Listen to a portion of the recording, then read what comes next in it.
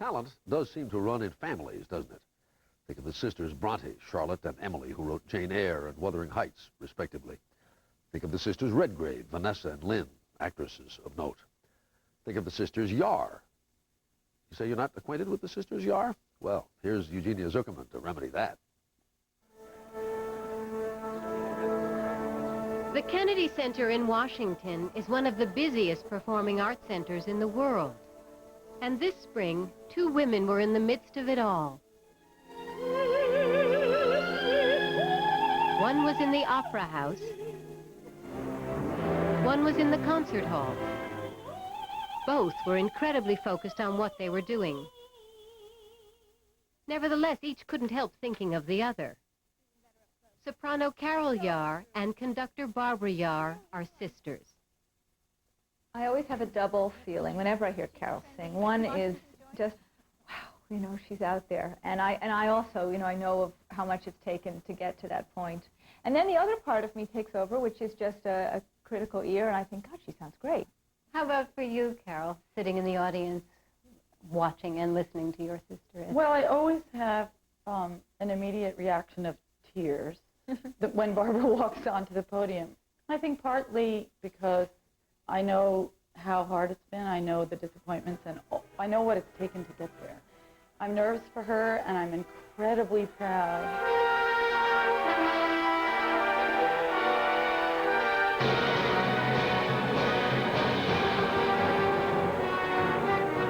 When Carol watched her younger sister at work with the National Symphony, she seemed a little awestruck.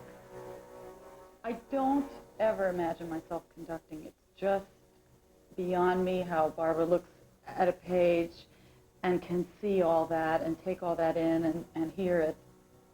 Do you want me to just do the whole thing in 4 and make it easy?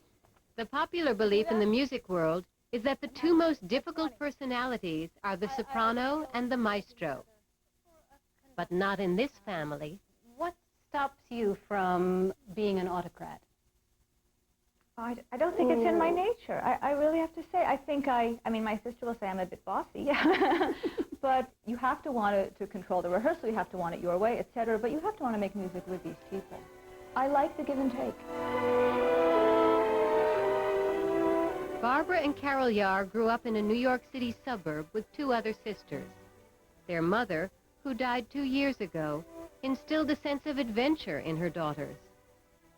The need to follow one's dream was very important to her, and she said it often, you know, if the fact is you have to try.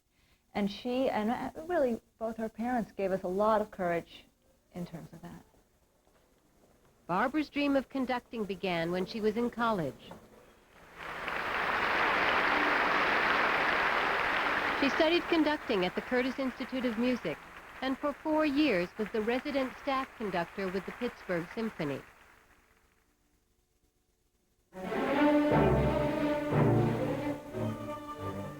Now, whether she is conducting the National Symphony in Washington or the New World Symphony, based in Miami, what appeals to Barbara Yahr is the magic of working with an orchestra.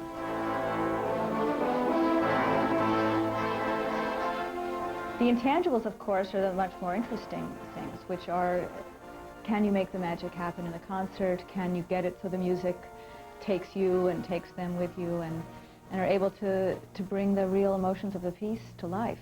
That's the real job.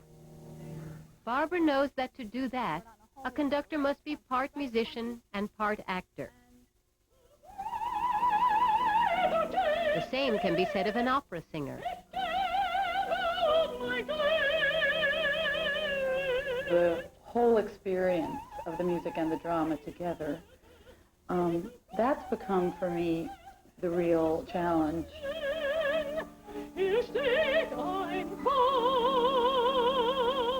Carol was an elementary school teacher and in her late 20s when she decided to pursue a singing career.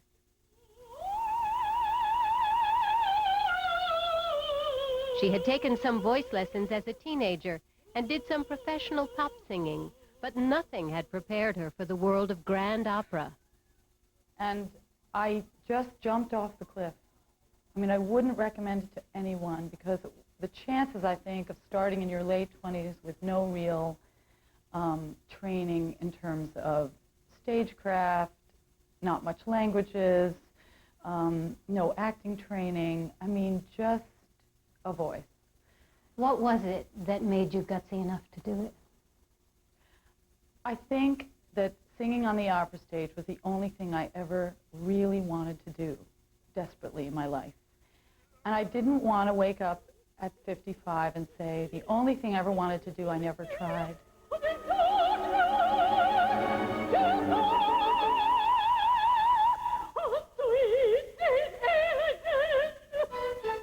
At the Washington Opera, she sang the leading role of Martha in Eugene d'Albert's opera, Tiefland.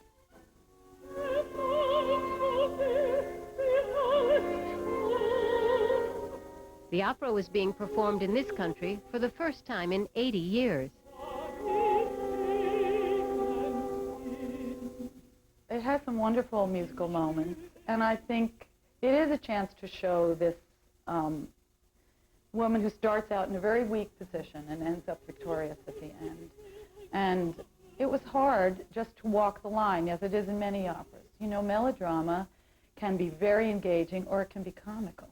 And I think the challenge was to make her as genuinely in pain as possible. And then everybody sees a side of their own life that they'd like to escape from. And she does it.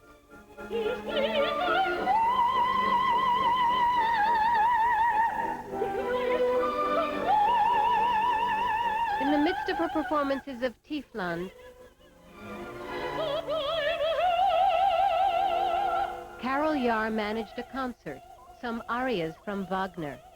It is as a Wagnerian soprano that she has been making her mark worldwide.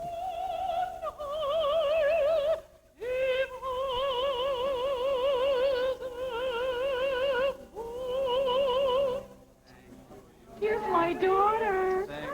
Her success has inspired her daughter. She's very interested in acting, and she said to me, "Oh, Mom, I don't want to be a waitress, but I love acting." So I think she's seen a lot of the downside of the artistic life, so to speak. But on the other hand, I think I just wish courage to her and hope that she's learned that you really can do whatever you want to do if you work hard at it.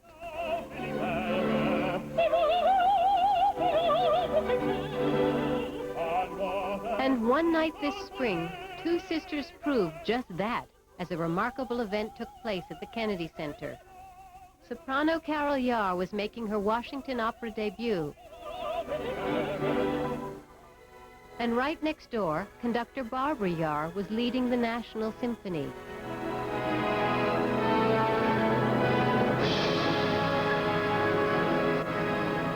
Sometimes, even things that are beyond your wildest dreams can come true.